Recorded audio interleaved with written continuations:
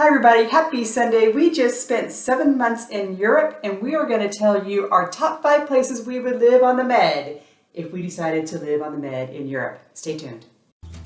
We're Chris and Steve, an early retired couple who sold everything to travel the world full time. We share our nomad life, hikes, and vegan eats. Grab our book, 2 Carry-Ons and a Plan on Amazon and follow us on social. Subscribe to catch our video every Sunday. So where are we? We are on a cruise somewhere in the Red Sea. This is pre-recorded before our cruise, and we're just super excited to tell you about all the places that we went to on the Mediterranean that we definitely want to go back to, and we may even want to live there. And so we're going to list those places, not in any particular order. But before we do that, Chris is going to tell us a little bit about what's our criteria, what are the kinds of things that we're looking for so that we can determine if it's a place that we want to live. Right, so this is kind of a quite hard question to answer because we're not looking for a place to live. I mean, we tell people we're on a 5-year international house hunt, and we think we know what our criteria will be at some point in the future when we think we might want to live somewhere.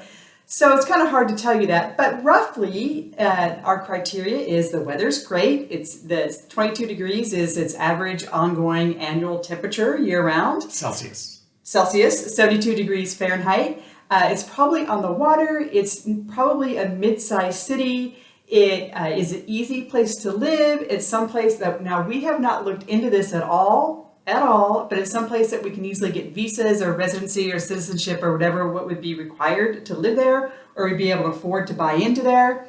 And just a nice chill place with a good community that we could enjoy near a good airport. So that's our criteria. So the places that are on our list hit that criteria. Now what our list looks like 6-8 years from now when Steve's old and decrepit and I'm taking care of him and wondering what the future looks like. I don't know what that list looks like, but we're going to stay spring chickens as long as we can and keep moving around. So, right. I don't want to be old and decrepit. I don't want you to be old and decrepit either. Okay. Anyway, so our top 5, first of all, subscribe for us. We really enjoy it when you subscribe and you like our videos because it just makes us want to do more. Now, if you've been following along for the last 7 months, we arrived in Italy last April, end of March, early April.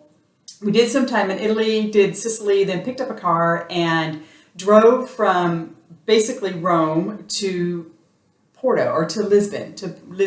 Dropped off the car in Lisbon, also spent some time in Porto. Anyway, so for 6 weeks we had the car, and then we went to Dublin. We've been all over the UK. We came back, then we went to Split in Croatia, and then now we're on Hania, Greece. So we feel like we have, with the exception of Split being on the Adriatic, we have done a really good review of the Mediterranean, and really feel like we spent enough time in places to make some opinions about where we're going to stay. So what do you know about that? Okay. Yeah. So we're going to give you our top 5. They're not necessarily in any order, but you are really going to be surprised at what number 1 is. I don't think it's on anybody else's list. It's on our list. Yeah. Okay. Our number 1 being the last one we mentioned. So number 5. Okay. So number 5 is the most interesting one, which is not on anybody's list. I think that's what we want to say. Okay. Yeah. So number 1, the first place that we would consider living is Hania, Greece, which is the last place that we spent 5 weeks. We had a great time there. And again, all of the places that we're going to talk about have amazing beaches, mountains, interesting food, interesting things to do. But what had the most? What were the best of all of those? And the Crete Island in Greece is just really outstanding, not only for the beaches and the beauty and the mountains and the hiking, but the food was fantastic. I totally loved the food and the service and the hospitality and the whole experience. And we had a number. We're not foodies, but I'm vegan, so okay. Yes, I guess I don't know if that's foodie, but I definitely have criteria for food. You have a criteria for food. Yeah. I want delicious, interesting food. Greek food, particularly in Crete, was very interesting and very delicious, very well presented, and the hospitality was great. And it was easy to eat vegan, very easy to eat vegan. A lot of vegetarian food here too, but really easy on the vegan menus to find those around town. But I think that the one thing I want to say about Hanya, as opposed to maybe all the other places that we're going to talk about, is it was just a friendly, warm place that we felt it was easy to make friends and easy to get to know the local area. Right? Right. Okay. Yeah. Okay, number 2. Again, not in any particular order, but in our top 5.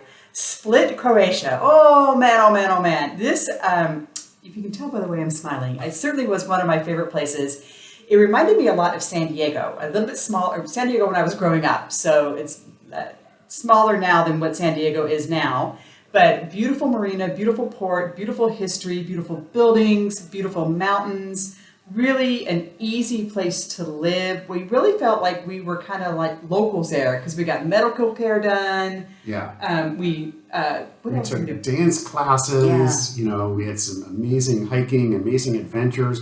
The one thing that I liked is the port, the ferry port. There were so many islands that you could just hop on a ferry and get to a romantic island and just really explore an adventure for the day. And it really, to me, it felt like the place that I could easily live. There was just so much to do, and the weather was beautiful, and the beachfront, the waterfront, and I could just, I felt like after 6 weeks, like I could just, move in. stay. Yeah. I think my one takeaway from Split and Croatia in general was so many things to do and so many beautiful things to do, natural things to do, nearby Split and easy to get to. So, okay, number 3. Are you going to pronounce this one for us? Yeah. Oyao, which is really not how it's pronounced. We were pronouncing it Ohio or something like that. No, Oleao is how it's really pronounced in Portugal, in the Algarve near Faro. We adored this little town. Now, this is probably the smallest town on our list, but it's close to Faro, which is a big town with a great airport. It felt like vacation. Yeah, it did. And just the proximity to all of the Algarve and everything that Portugal has to offer. It's a fantastic country. Another place where we felt very welcomed. People were very warm. It felt very easy to get to know people and to do things. But this little beach town, it felt like a great place for a really nice, comfortable, beautiful vacation. And I don't know if I could live there, but I would want to, venture, okay, this is a good home base, and let's now venture out into other places and do other things around it. Yeah, it's a little too small. I think it's maybe too small for full-time living, but definitely a place to branch from. And the Portuguese people, I think of all the countries we went to in Europe, the Portuguese were just the most friendly and most warm and most authentic of all people. Now, that's not saying the other places weren't, but Portugal kind of gets the gold star for that. Also, in the little bit of research we have done on visas and citizenship and so on, Portugal and Greece actually are the 2 places that would probably be the easiest for us with U.S. passports to settle into. But jury is still completely out on that. And it changes all the time. Yeah. So, yeah. Okay, next up. And remember, hold on for our last one because you are really going to be surprised at what it is. Okay, the next one, Steve and I are kind of split on this. So we really love the Costa Blanca area of the coast of Spain. So that's Alicante to Barcelona, kind of in that space. Now, we actually spent 3 weeks or so in a small town called Xenia or Denia. And from there, we branched out and we went to a lot of different places. Now, we did go to Alicante and really, really liked Alicante. What did you like about Alicante? Yeah, it was a beautiful, beachfront town. The beach is gorgeous. Restaurants were great. It looked like a really interesting, interesting city to explore. Yeah. And a great place for vacation. I think it would be an interesting place to live. Again, at that whole Costa Blanca coast from Valencia, Barcelona, all the way south, maybe even including Malaga was also very interesting. And then as you go inland a little bit, Granada, Cordoba, those are fantastic cities. So it's really that whole coast of Spain I'm really intrigued with and can't wait to go back. Yeah, and when we go back, we need to go to Valencia. I had been to Valencia before. Steve, we didn't get there on this particular trip, but I adore Valencia. I think I even like Valencia a little bit better than Alicante. And I think if Steve had been there, we probably would put Valencia on the list above Alicante. But since it's a list for both of us, not just for me, we definitely have a lot of places on Costa Blanca to go back to. Now, a couple things I did not like about Spain, which I think may be the reasons why we don't end up in Spain. Although I love speaking Spanish and I'm fluent in Spanish, we felt like the Spanish weren't really so excited to have us there. What do you think? Is that fair? It wasn't as welcoming as some of the other places that we've been to. But I also think, I'm learning Spanish. Chris is fluent in Spanish. And I think that if it was a place where we decided this is where we want to hang our hat, this is where we want to spend more time and actually live there, it would be much easier to make friends and get to know people and feel more welcomed because we do have that language. Yeah.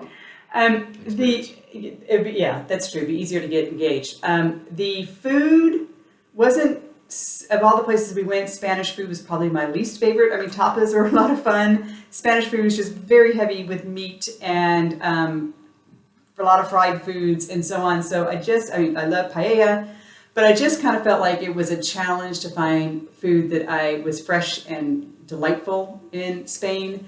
What Spain does have going for it, though, is the Camino. We could go walk more of the Camino, so that'd be fun. Watch our video on walking the Camino. And by the way, we do have videos on all four of these places. So we'll give links up to the videos, or we have blog posts about them. So living a month in Spain, living a month in Portugal, so on and so forth. Okay, we told you the last one would be a surprise. Are you ready? All right, you get to say it. La Spezia, Italy. In the Cinque Terre coast. Right, so a lot of people go to Cinque Terre to go hike. That's the 5 little cities along the coast in northern Spain where people like to go stay and hike. The approach town for that is a town called La Spezia. Spezia. I've got to get my Italian, not my Spanish going. I loved this town. Boy, was I surprised. It has a boardwalk, it has a marina, it has ferries, it has just a really active and engaged population. We went out for a walk on the boardwalk one evening at sunset, and I think we were the only tourists there. It was all just the locals out walking around with their dogs and their family and their kids, and it just felt like a very livable and approachable place to live. It had really great transportation as well, and I want to spend more time there and see if, and also do some more hiking in its neighbor towns nearby. So what did you think of Italian town? Loved it. The Italian Riviera, it's beautiful. All of the towns, diving along the coast and the hiking trails between them and amongst them. I mean, these are the places that you see on a postcard and you say, wow, I really want to go there. I would love to be in Italy and explore and have that adventure. And that's how I felt in this particular area. This just seemed like a very livable city, a very livable town with just amazing things around it and just so much to do to explore and enjoy. So what did you think of our list? We really would love some feedback. If you live in any of those places, what do you think of our comments? If you've been there or visited there or didn't like them, tell us that too. Or is there places along our route that we mentioned that we totally missed and we need to go back to because you loved it? Please tell us. We adore your comments. We may not be able to get to them immediately while we're here in the Red Sea, but we will get to them promptly when we get an internet connection and can help you and can respond to you. We miss you guys. We love you. We love hearing from you. Give us a like, give us a subscribe, and we'll see you next week. Hasta luego.